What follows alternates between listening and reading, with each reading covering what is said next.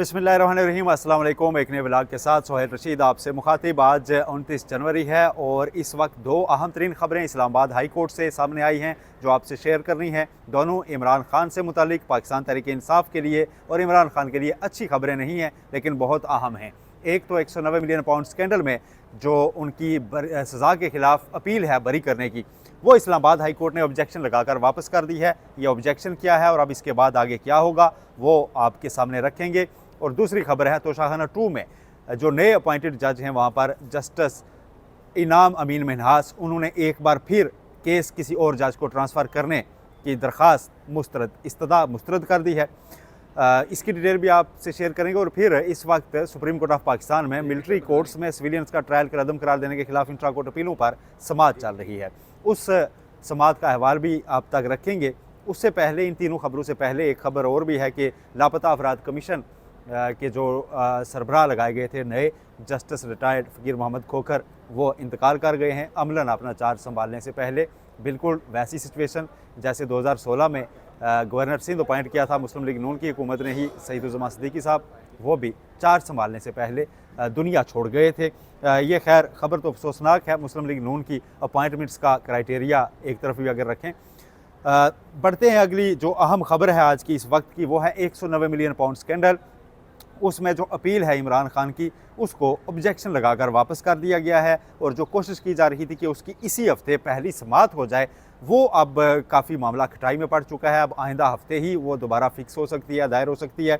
और जो ऑब्जेक्शन लगाया गया है वो क्या, वो आपको बता दें कि एक चीज़ होती है, जब भी आप हाई कोर्ट में कोई पटिशन करते हैं तो उसके साथ एक सर्टिफिकेट लगाया जाता है कि ये केस किसी और हाई कोर्ट के सामने इस वक्त ज़ेर इल्तवा नहीं है। ये सर्टिफिकेट रजिस्ट्रार ऑफिस ने कहा है जी कि ये नहीं लगा हुआ, लिहाजा इसको दोबारा लेकर जाएं और साथ लगा कर लाएं। अब ये सर्टिफिकेट अमूमन उन केसेस में लगाया जाता है जो अमूमी नौइयत के हों, जो बाकी हाई कोर्ट्स में भी काबिल समाअत हों। तो फिर ये होता है जी कि आप इस सज़ा के ख़िलाफ़ वो आएँ। इस्लामाबाद की एहतसाब अदालत जो है उसके ख़िलाफ़ अपील आती ही हाई कोर्ट में है, तो किसी और हाई कोर्ट में तो ज़ेर समाअत होने का सवाल ही पैदा नहीं होता। लेकिन एक लीगल रिक्वायरमेंट है, उस पर उन्होंने ये ऑब्जेक्शन लगाया है और ये उनकी जो पटिशन है, जो अपील है, उसको वापस कर दिया है। अब ये ऑब्जेक्शन रिमूव तो एक दिन में भी हो जाएगा, लेकिन ये दोबारा से एडमिट करानी पड़ेगी, फिर इसकी सारी जांच पड़ताल होगी और उसके बाद ये केस आगे बढ़ेगा। अब इसके साथ जो अगला मरहला होगा, फिर नोटिस के बाद लैब को वक्त दिया जाना होता है, फिर ये पूरा ट्रायल कोर्ट से रिकॉर्ड मंगवाना होता है, जितने डॉक्यूमेंट्स होते हैं, तो ये एक अच्छा खासा लंबा प्रोसीजर होता है और इसको फिर पूरा किया जाना है। और उसके बाद ये केस अमलन, इस पर जो कार्रवाई है वो प्रैक्टिकली आगे बढ़ना शुरू होगी इस्लामाबाद हाई कोर्ट में जब ये लगेगा। तो ये इस वक्त की एक तो ये अहम खबर है। दूसरी तोशाखाना 2, जिसमें जस्टिस मियां गुल हसन औरंगज़ेब ने ज़मानत देते हुए इमरान खान को ये करार दिया था कि ये केस बनता नहीं है, क्योंकि इसमें जो बाद में बनाए गए कानून या रूल्स हैं उनको माजी से इतलाक़ करके एक केस बनाने की कोशिश की गई है। उसके बाद इसको बरियत की दरख्वास्त में आए थे इस्लामाबाद हाई कोर्ट इमरान खान। उनका जो केस है वो नए जो जज वहाँ पर बने हैं राजा इनाम अमीन मिन्हास, उनके पास लगा था। पहले रोज़ उस पर ऑब्जेक्शन बेंच पर उठाया गया पीटीआई के वकला की जानिब से, वो ऑब्जेक्शन उस वक्त नहीं सुना गया और नोटिस किया गया फ़ैये को। आज दूसरी बार भी ये ऑब्जेक्शन रेज़ किया गया, लेकिन उसको एक बार फिर मुस्तरद किया गया है।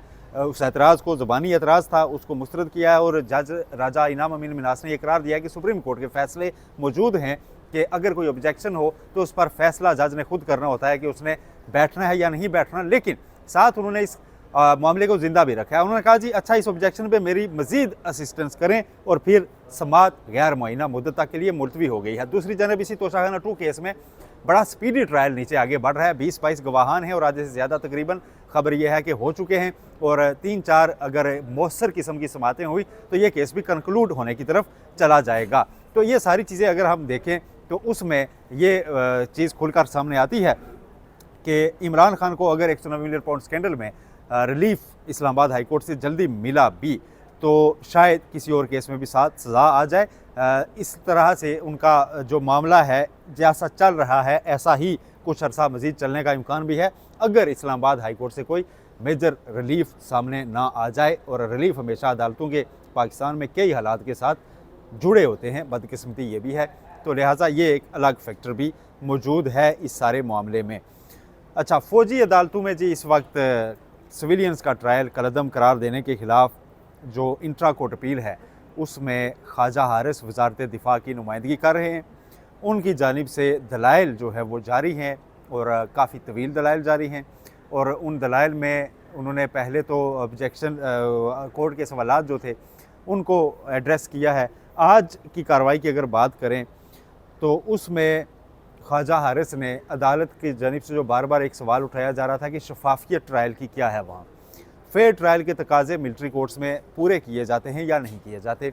इस पर ख्वाजा हारिस ने अपने दलाइल में ये कहा है कि वहाँ पर बाकायदा जो एक ट्रायल होता है, चार्जशीट होती है, उसके बाद इन्वेस्टिगेशन होती है, गवाहान को पेश किया जाता है, गवाहान पे क्रॉस एग्जामिनेशन भी कर सकते हैं वो, फिर एक फ्रेंड ऑफ एक्यूज़ड भी अपॉइंट होता है जो कि मिलिट्री से ही होता है, वो मतलब एक्यूज़ के साथ उसके सारे मामलात उसकी मावनत के लिए होता है, एक दोस्त टाइप बंदा जो आपके डॉक्यूमेंट्स कोई चाहिए हों वो भी ला देता है, सारी चीज़ें ये भी होती हैं। फिर साथ जी ये होता है कि उसमें हल्फ लेता है जज और एडवोकेट जनरल, दोनों हल्फ लेते हैं कि वो गैर जानिबदार रहेंगे इस पूरे अमल के दौरान, और फिर ये ट्रायल इस तरह से आगे बढ़ता है। और अगर कोई एतराफ़ जुर्म कर ले तो इस्लामी कानून के तहत उसको रियायत भी दी जाती है, यानी उसके साथ नरमी भी की जाती है, उसकी सज़ा में कुछ ना कुछ। ये दलाइल का क्रक्स जो है वो ख्वाजा हारिस का ये है। अब इस पर जस्टिस जमाल खान मंदोखेल पहले दिन से कई सवालात उठा रहे हैं, ट्रायल की शफाफियत पर सवालात उठा रहे हैं, और आज भी उन्होंने सवालात उठाए हैं। लेकिन जस्टिस नईम अख्तर अफ़गान ने यह कहा है कि वो हाई कोर्ट में बतौर हाई कोर्ट जज मिलिट्री कोर्ट से आने वाली सज़ाओं या फ़ैसलों के ख़िलाफ़ अपीलें सुनते रहे हैं, और जो एक अमूमी तासुर है कि शायद वहाँ पर सिर्फ़ किसी को सुनकर गिल्टी और नॉट गिल्टी डिक्लेयर कर दिया जाता है, एक सादा कागज़ पर लिख देते हैं जी कि तू मुजरम है या नहीं है।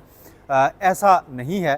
जब अपीलें आती हैं हाई कोर्ट में तो उसके साथ मिलिट्री कोर्ट से पूरा ट्रायल का रिकॉर्ड पेश किया जाता है, और उस रिकॉर्ड में एविडेंस क्या था, उसको अप्रिशिएट किन बेसिस पर किया गया, ये सारी चीज़ें उसका हिस्सा होती हैं। तो जस्टिस नईम अख्तर अफ़गान ने जो पोजीशन ली उसके बाद उन्होंने ये तो कहा, लेकिन साथ ये भी कहा जी कि ख्वाजा हारिस को क्लू दिया कि आप किसी और मिलिट्री कोर्ट्स के जो फैसले आए हैं उनके हवाले कुछ पेश कर दें कोर्ट के लिए। अब ये पूरा केस जिस तरह से आगे बढ़ रहा है, अच्छा इस दौरान लतीफ़ खोसा जो है वो अपनी चेयर से बार बार कभी उठकर और कभी बैठे बैठे लुकमा देते रहे जी कि नहीं हमने वहाँ भुगता हुआ है, वहाँ ऐसा नहीं होता, ऐसे होता है। तो जस्टिस अमीनुद्दीन खान जो बेंच की सरबराही कर रहे हैं उनकी जानिब से उनको थोड़ा सरजमश भी की गई और कहा गया जी कि आप अपनी बारी आने पर बोलिएगा, ये कोई तरीक़ाकार नहीं है। Justice Jamal Khan Mandokhel military courts के केस में भी कल का वाक़या कहें, आप सानिया कहें, ये जो अदलिया के अंदर चल रहा है उसको नहीं भूले, और उन्होंने कहा जी कि पाकिस्तान में तो अब शायद सिस्टम और लोग इतने ट्रेन हो गए हैं कि 8 जजों के फ़ैसले को बैठकर 2 जज कह देते हैं कि गलत है। अब 2 जज अगर अदालत में बैठे हों, ये मेरी राय है, अगर 2 जज अदालत में बैठे हों और 8 जजों ने किसी चाय के कप पे कोई बात की हुई या फैसला किया हो, तो मेरा ख्याल है अदालत में एक जज भी बैठ के उनके फैसले को गलत कह सकता है, क्योंकि वो अदालत है, और जो 8 बाहर बैठे हों वो अदालत नहीं है। तो हमारी तो अंडरस्टैंडिंग इसकी यही है। अब शायद जिस तरह से आजकल नई तशरीहात निकल रही हैं, नई चीज़ें सामने आ रही हैं पाकिस्तान में अदलिया से मुतालिक, उसमें शायद कल कोई नई तशरीह भी सामने आ जाए। लेकिन मिलिट्री कोर्ट्स के केस की हद तक अगर हम बात करें तो कंक्लूड होता अभी मुझे दिखाई नहीं दे रहा। डे टू डे भी चले, अगर आज पहली बार ये चीज़ अच्छी ज़रूर हुई, 9:30 से 11 तक ही पहले केस चलता था, आज वक्फे के बाद भी जारी है और पूरा दिन मुख्तस किया गया है। पूरा दिन मुख्तस करने से ये होगा कि ख्वाजा हारिस के दलाइल कंक्लूड हो जाएंगे, और उसके बाद शायद दूसरी साइड की भी बारी आए और फिर वो भी अपनी चीज़ें रखेंगे। लेकिन जो लेंथी इसका मरहला था वो ख्वाजा हारिस के दलाइल ही थे।